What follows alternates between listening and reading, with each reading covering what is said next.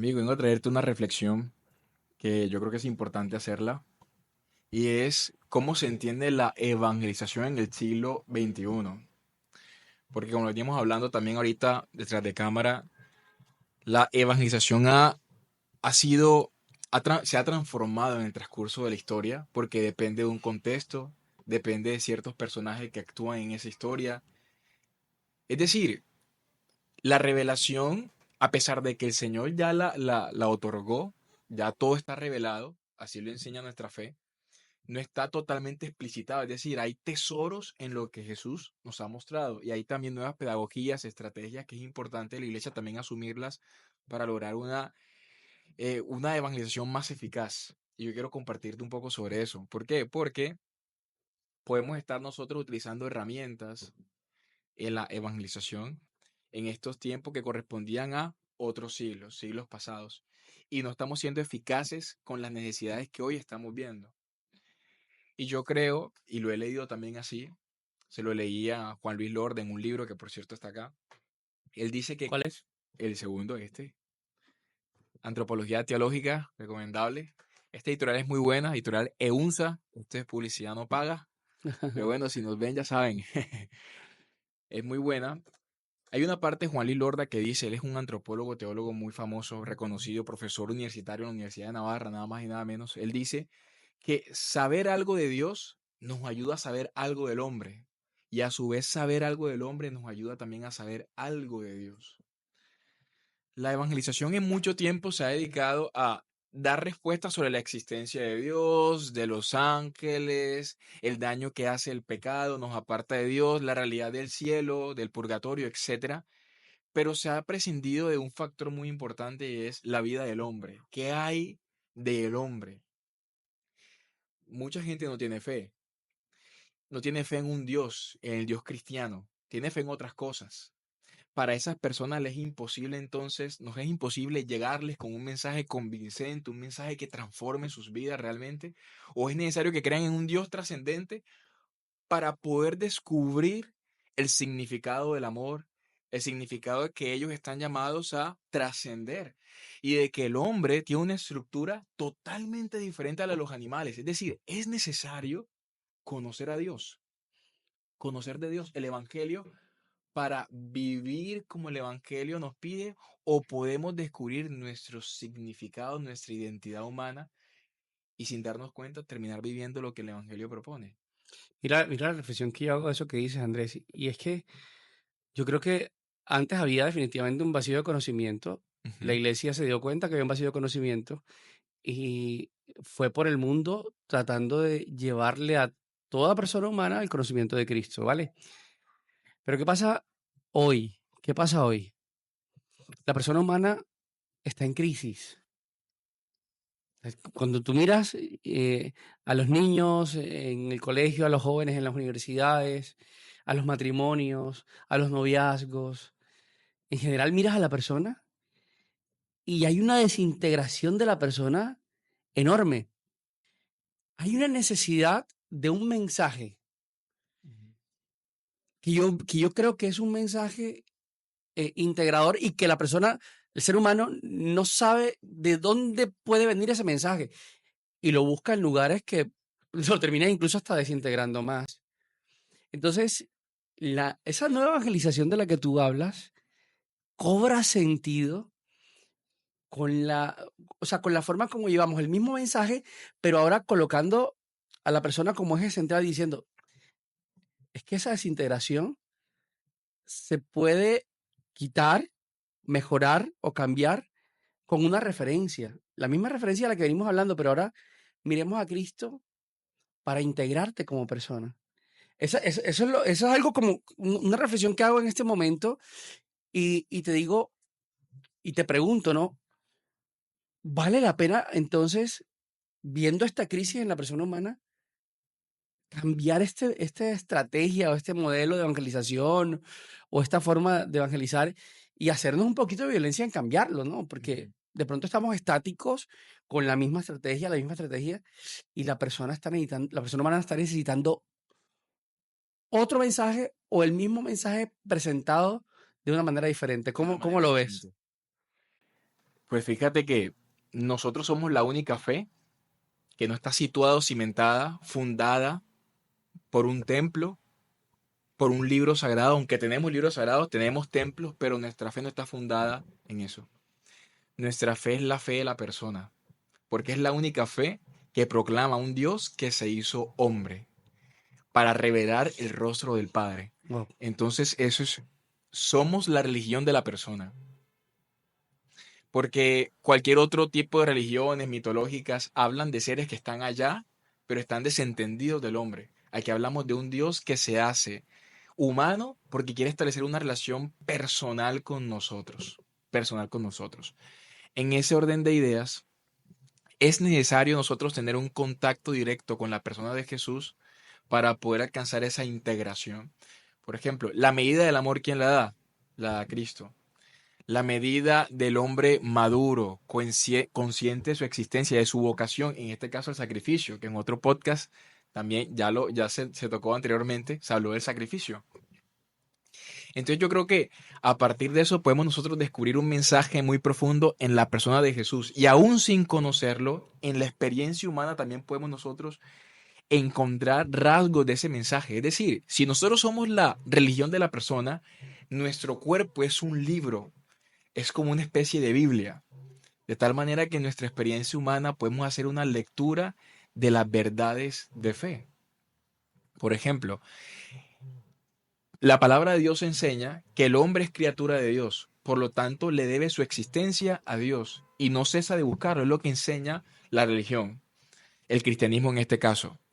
Y si nosotros observamos nuestra experiencia humana, nos damos cuenta que hay aspiraciones del hombre que no termina de satisfacer en cosas que el mundo propone. Algunas de ellas buenas, que en el desorden pueden convertirse en malas, y otras realmente perjudiciales para la integridad del ser humano. El hombre no termina de saciarse en este mundo. De hecho, hay una frase de C.S. Lewis, que es el autor de Crónicas de Narnia, que tiene libros muy buenos, recomendables. Él dice de que la única explicación que haya a la razón por la cual nuestro corazón no alcanza de sentirse satisfecho en este mundo es que ha sido creado para otro. Entonces, nos damos cuenta que lo humano, nuestras realidades, la muerte, los sentimientos, el amor, un fracaso, una desilusión, es un puente de acceso a un conocimiento más profundo, que va más allá de lo racional, que es el tema de la fe. No todo el mundo cree en Dios, pero hay algo que vincula a todo el mundo y es que sufrimos. Por lo tanto, el sufrimiento puede ser una clave de acceso al conocimiento de Dios porque tenemos un Dios que sufre. No todos creen en Jesucristo, pero muchos creen en el amor, y si dicen no creer en el amor es porque hay una herida, por un fracaso amoroso. Es decir, que el amor también es un acceso de entrada a una clave teológica, a comprender el mensaje de Dios que nos ama en la cruz. ¿A dónde voy con todo esto? Para resumirlo, para cerrarlo, y es que todas las experiencias humanas, buenas como malas, son un principio evangelizador. Podemos nosotros llegar a una persona a partir de ayudarle a que comprenda el por qué sufre y que pueda encontrar esperanza en esa situación en la que se encuentra. Y luego, encontrando una esperanza, colocarle el rostro de Jesús y decirle, esa conclusión a la cual llegaste, de que a través del sufrimiento te forjaste, aprendiste a amar, adquiriste experiencia, es lo mismo que aconteció en la persona de Jesús. ¿Cómo eso es posible? Es posible. Es decir, llevar a la persona a que se conecte con su auténtica humanidad de tal manera que de esa forma pueda encontrarse con la humanidad de Cristo y posteriormente con su divinidad. No es un camino de comprende a Dios o intenta comprender a Dios más bien para que comprendas cómo tú debes vivir. No, es encuentra plenitud en tu humanidad, encuentra sentido en la manera como vives cada día y te encontrarás en ese camino con el rostro de Dios. Es inverso la evangelización. Bueno, aquí surge digamos, un cuestionamiento muy importante, porque lo que yo estoy entendiendo de esta reflexión es que, hombre, vayamos a la realidad de la persona y con base en la realidad de cada uno, decirle, mira, aquí puedes integrar esta experiencia de Cristo. ¿Qué riesgo veo yo ahí y de pronto ayúdame a poder delimitar? Porque con lo que nos hemos encontrado es que en el afán del ser humano de colocarse él en el centro, Ujú, termina divinizándose, ujú, ¿verdad? Entonces, eh, no, ya no quiere integrar a Cristo, sino que él dice, yo solo soy mi Dios y puedo decretar mi propia verdad y el propio camino que debo seguir para ser feliz y para encontrar la trascendencia que yo creo que tengo. ujú. Entonces, y de pronto es el miedo, incluso dentro de la iglesia, de muchas personas, eh, de hablar de colocar a la persona en el centro, porque aquí estamos hablando de colocar a la persona en el centro. Porque se tiene miedo de que si coloco a la persona en el centro estoy quitando a Dios. Ujú, Como cuando, por ejemplo, hablando de la mamá, decíamos, no, es que si soy muy mariano, entonces dejo de ser cristocéntrico. ujú. Cuando sabemos que si somos, entre más marianos somos, más cristocéntricos somos. Ese es otro tema. Pero la pregunta va muy dirigida a eso. Ahora, cuando yo pongo más a la persona en el centro, ¿corro el riesgo de estar quitando a Dios realmente?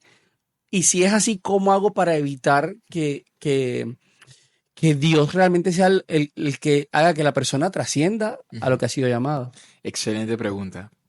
Excelente pregunta porque nos abre por una reflexión bastante amplia que va a tocar un aspecto fundamental en el hombre y es lo relacional. Es la manera como entendemos al ser humano. ¿Cómo lo entendemos? Si lo entiendo mal, como un ser autosuficiente, un ser que se basta a sí mismo, que se crea a sí mismo, que es lo que intentan y procuran muchas ideologías, que el hombre puede crearse, puede deconstruirse y luego construirse a su manera. Esa es una perspectiva errónea del hombre. La perspectiva humana, colocar al hombre en el centro, pero visto como un ser que no se basta a sí mismo, sino que requiere de la ayuda de otros.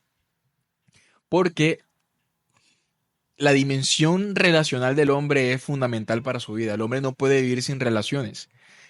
Vayamos a la revelación. El hombre es criatura, necesita un creador, no se basta a sí mismo, no se debe su existencia a sí mismo, se la debe a un creador. Pues nosotros no nos bastamos la existencia a nosotros mismos. Necesitamos de la esposa, el esposo si estás casado, casada, necesitamos del compañero, de la familia, de los amigos, necesitamos de alguien que nos ayude. De hecho, Adán se descubrió a sí mismo su vocación al amor y se descubrió como hombre solamente a la luz de Eva, a la luz de Eva. De hecho, dice, dice la palabra de Dios. Nosotros asumimos una imagen de hombre que busca apartarse de toda verdad, de toda realidad, del mensaje que Dios ha dado respecto al ser humano. Es decir, ese peligro del hombre de construirse a partir de su capricho o a partir de lo que él cree que le conviene, surge por una mala comprensión de lo que es ser humano. De hecho, hay diferentes tipos de humanismos. Hay humanismos ateos, hay humanismos materialistas. El problema de estos humanismos es que son muy reductibles. Es decir, solamente explican a la persona desde una dimensión prescindiendo de las demás. Mientras que el cristianismo procura brindar una imagen del hombre de forma integral y también la parte espiritual, una espiritualidad que es capaz de establecer una comunión con Dios. En ese orden de ideas, comprendido el ser humano así, no tiene por qué prescindir de lo espiritual. Claro que no, sino que es capaz de encontrar verdades reveladas por Dios en la palabra de Dios a partir de su propia naturaleza. Yo te decía, por ejemplo, el aspecto relacional, entender al ser humano como un ser que crece y se desarrolla en relación. No existe ningún ser humano en el mundo que haya podido potencializar todas sus capacidades sin la interacción con un conjunto de personas. ¿Y cuál es ese conjunto de personas primario que tenemos? Nuestros padres. Nuestros padres son ese primer, digamos, lugar de socialización en donde el hombre aprende no solamente a socializar, relacionarse con los demás, eso es un aspecto, una consecuencia, sino que descubre quién es. Nosotros descubrimos quiénes somos a la luz de la relación con otras personas. Ahorita estuve viendo un reel en Instagram donde mostraban algo muy interesante. Y en ese reel que quiero compartirte decía que cuando a un niño papá y mamá lo critican, le hablan fuerte, el niño no deja de amar a papá y mamá, sino que el niño deja de amarse a sí mismo. Uno creerá, no, el niño deja de quererlos, de amarlos, de valorar a los papás, no, deja de valorarse a sí mismo, es decir, que yo descubro quién soy y por lo tanto el llamado que tengo, descubro mi valor, es a la luz de la manera como los otros se relacionan conmigo. Entonces es un ser humano que no se entiende de manera individual, sino en relación a los demás. Y esa realidad relacional es la realidad humana que más nos acerca a las realidades de Dios, porque la palabra de Dios se entiende, por ejemplo, en clave de alianza. Nosotros somos un ser que no se ha dado la existencia a sí mismo, sino a un Dios. Y en el hogar ocurre lo mismo. Cada uno de nosotros no se ha dado la existencia a sí mismo, sino por papá y mamá. Y es un crecimiento que no se agota en la parte material. Es una herencia que no recibimos solamente en la parte material, sino también en la parte emocional, en la comprensión de sí mismo, en los valores. Es decir, que es un proceso que sigue. No es solamente un Dios que me creó y me puso en el mundo y no tengo que ver nada con él, así como tampoco no son un papá y una mamá que me dieron la vida y yo prescindo de ellos. No, yo necesito de ellos, pues también necesito de Dios. Entonces la realidad familiar, en este caso, nos ayuda, nos ilumina de tal manera que podemos comprender que es necesario la vida en relación con Dios. Solamente mira esto, amigo, que lo hemos hablado muchísimo y se puede hablar demasiado de eso, de las relaciones que hay entre la Trinidad y la familia humana. Dios Padre se derrama en amor al Hijo y fruto de ese amor viene el Espíritu Santo. Pues en la familia ocurre lo mismo. El hombre se derrama en amor sobre la mujer y fruto de ese amor vienen los hijos. San Juan Pablo II dice que la familia es la encarnación de la Trinidad en la tierra. Las realidades del cielo se entienden entonces en algo tan ordinario, pero tan poco conocido como lo es la familia y el matrimonio. Yo creo que eso tú tienes también muchísimo para aportar. No, no, o sea, es genial lo que me dices porque al final entonces, listo, estamos diciendo, vamos a colocar a la persona en el centro, Exacto. ¿listo? Para que esa persona, a partir de su realidad, entienda que es un ser necesitado de un Dios, ¿vale? Que lo llama a vivir una alianza con él. Correcto. Ahora, la traducción de esa necesidad de Dios, para muchos podría ser, me voy a la iglesia a rezar todos los días.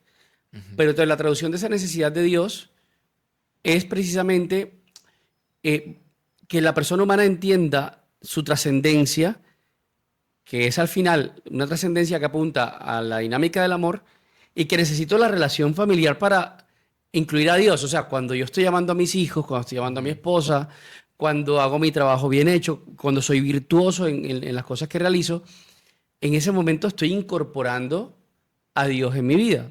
Digamos, no sé, voy a hacer el aseo en la casa. Una cosa sencilla. Estoy agradando a mi esposa, la casa va a estar limpia para mis hijos, va a haber un lugar dispuesto para tener un momento en familia Estás muy siendo un buen bonito. administrador de lo que Dios te ha dado. Correcto. Entonces, estoy involucrando a Dios de alguna manera. Yo te quiero regresar la pregunta en este sentido porque es necesario hacerlo. La pregunta sería, ¿es necesario hacerlo de manera tácita? O sea, es que si no oro en la casa, eh, nosotros podríamos perder la salvación, o si no tenemos una vida de piedad, pues que vamos a misa diaria, rosario diario, podríamos perder la salvación, o esa dinámica del amor familiar o incluso personal nos permite tener ese encuentro con Dios. Eso es importante, porque el termómetro de la devoción, nosotros como cristianos, no es cuántas horas oramos de rodillas o rezamos, sino cuánto amamos, cuánto amamos. Y el amor es una experiencia que incumbe todos los aspectos de la vida, el trabajo, la familia, relaciones, etcétera. Cuánto amamos. ¿Cuál es la calidad de nuestro amor? Lo dice la palabra de Dios, por sus frutos los conoceréis, los conoceréis. En ese orden de ideas, nosotros podemos adquirir salvación a través de la experiencia del amor. Porque es que no todos pueden, no todos llegan a conocer el mensaje de salvación por ciertas condiciones culturales, históricas, sociales. Hay lugares donde el evangelio aún no ha llegado porque es un poco complejo, por situaciones políticas, Bueno, y te lo sociales. están sacando ya del colegio, te lo están sacando ya de... Exacto. O sea, el conocimiento de Dios, el inicial, el que la iglesia logró en un principio, que es tener una educación religiosa, esa base hoy en día está flaqueando, así como ya están sacando la filosofía, Ujú. así como ya están sacando la teología, la parte ya universitaria. Entonces, nos están quitando como las bases y yo siento que ahí es donde empieza esa desintegración de la persona, de alguna Claro. manera. ¿no? O sea, como que porque no tenemos de dónde agarrarnos. son materias que ayudan al hombre a interrogarse sobre su vida, sobre su vida. Las matemáticas son importantes, pero no llegan a interrogarte sobre tu vida del todo. La física, quizás la ciencia, algunos aspectos, pero lo que te logra conectarte con tu propia vida e interrogarte por la manera como estás viviendo es la religión, la filosofía. Y eso es lo que está pasando, que el hombre ha comenzado a perder esa capacidad de hacerse preguntas importantes, preguntas que incumban su felicidad, que incumban su estabilidad en la vida familiar. Falta más humanidad, falta más humanidad. Y en la humanidad nosotros descubrimos la santidad. Así es. Date cuenta de esto, mira, Jesús fue tan humano, eso, así yo lo creo, lo interpreto. Jesús era tan humano que la gente no podía creer que era Dios, porque era tan humano, porque tenían un prejuicio de que iban a tener un señor con poderes sobrenaturales y que iba a destruir a las personas. Y él habla de colocar la otra mejilla, él habla de perdonar, él habla que si te pide prestado la chaqueta, dale también el manto. Es decir, está dando un mensaje que no era el que esperaban, pero ese rostro humano fue el que facilitó el corazón de los apóstoles para poderse preguntar que si realmente ese era el Mesías y para descubrir esa verdad. Es decir, en el rostro de lo humano podemos nosotros descubrir a Dios, porque si somos hechos a imagen y semejanza de Dios como varón y mujer, quiere decir que siendo auténticamente varón y auténticamente mujer, podemos vislumbrar esa imagen original de Dios. Andrés, qué espectáculo, porque, o sea, a ver, hoy en día incluso eh, asignamos lo humano de Cristo a lo divino. ¿A qué me refiero? A que muchos cristianos decimos, ah, no, pero Cristo lo hizo porque era Dios. Exacto. Ah, Cristo lo soportó porque era Dios. Y no, no, no. Todo lo que Cristo vino a mostrarnos fue a decirnos, vengo a recordarte tus capacidades, vengo a recordarte quién eres, vengo a recordarte en qué eres imagen mía, vengo a integrarte, vengo a integrarte. Sí, sigo siendo Dios, no lo he perdido, pero esto que te estoy mostrando es lo que quiero que tú imites. Mírenme a mí, decía. O sea, es este el ejemplo que quiero que sigan, porque ustedes pueden, porque a veces creemos, hermano, que la santidad es algo tan inalcanzable, como que hay que estar al nivel de los santos de altar, como que si no me flagelo, si no me latigo, si no... Entonces es algo que se vuelve una utopía y muchos dejan de luchar por la santidad porque creen que nunca la van a poder alcanzar cuando está más cerca de lo que creemos. Ujú. Está tan cerca de poder integrarnos como personas. Y eso es lo que viene Cristo a mostrarnos. Me muestras cómo debo ser como una persona integrada para alcanzar la felicidad, para alcanzar la santidad, para alcanzar la plenitud. En tu respuesta a la pregunta que hice, básicamente lo que entiendo es que el hombre, cuando rectamente está buscando la verdad, no llega a divinizarse, porque se entiende en esa relacionalidad de la que hablaba, dependiente de Dios y necesitado del otro para donarse al otro. Claro. Entonces, no puedo divinizarme porque soy limitado. Me entiendo como limitado. Ujú. Y además, ¿para qué quiero ser Dios si Dios me da todo lo que necesito? Ujú. Y en la segunda parte de la respuesta, que es la de la dinámica de incluir a Dios en la vida, de la que hablamos, de la casa, Ujú. de la familia, creo que eso es un nivel, es el primer nivel, ¿cierto?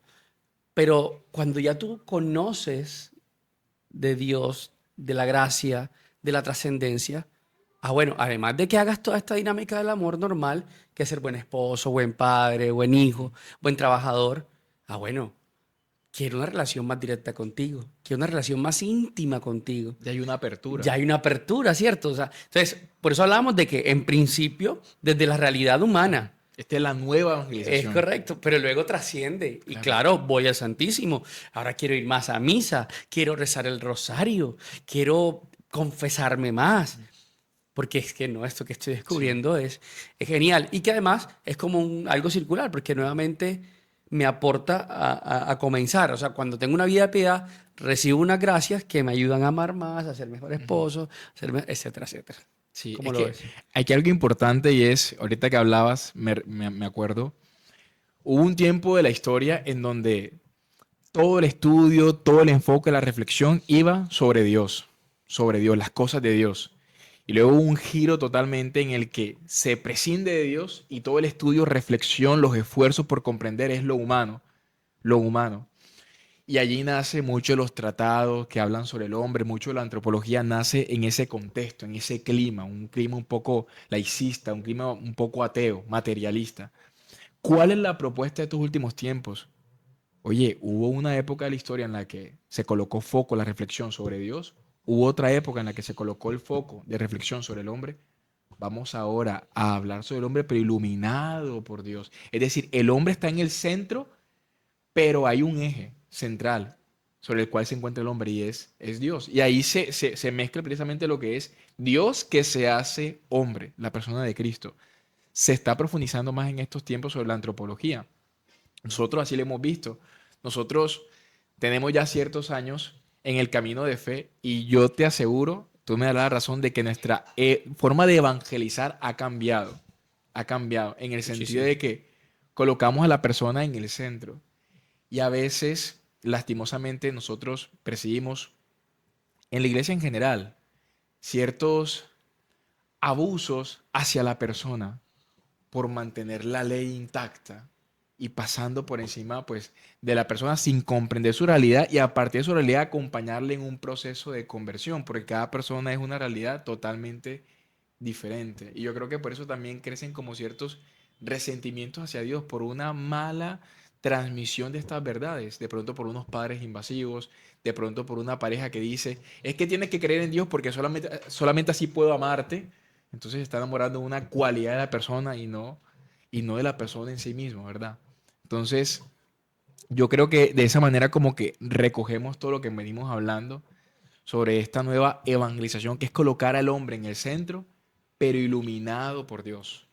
En esta última parte me das como una luz porque tenemos que hablarle a los que son agentes pastorales hoy, Ujú, a los que son líderes de grupo, a los que Dios les ha encomendado un rebaño, una parte de su rebaño. Porque Cristo pone esta parábola del pastor que se va en busca de la oveja perdida. Porque Cristo tiene la capacidad de ver la particularidad de esa oveja. ujú, O sea, es más, conocía tanto la particularidad de las 99 que sabía que no se iban a ir, que lo iban a esperar ahí, las otras 99. Eh, pero no juzga a la que se va. No le dice, no, es que siempre fue desobediente, que asuma sus consecuencias, que se la coma el lobo. Ya debe estar herida, no importa, no, no, no. El pastor abandona las 99, un cierto abandono, pues, que imagino que las deja resguardadas y se va por la que se perdió. Yo creo que esa es la invitación que nosotros estamos ofreciéndoles hoy a todos los que tenemos personas a cargo que Dios nos ha permitido tocar sus almas. Y es, miremos la particularidad de esa oveja. A veces no nos gustan las cabritas, ¿no? ujú. Queremos que en el rebaño, no solamente dentro de la iglesia, sino incluso en los hijos, en general, no nos gustan las cabras, queremos que todos sean mansos.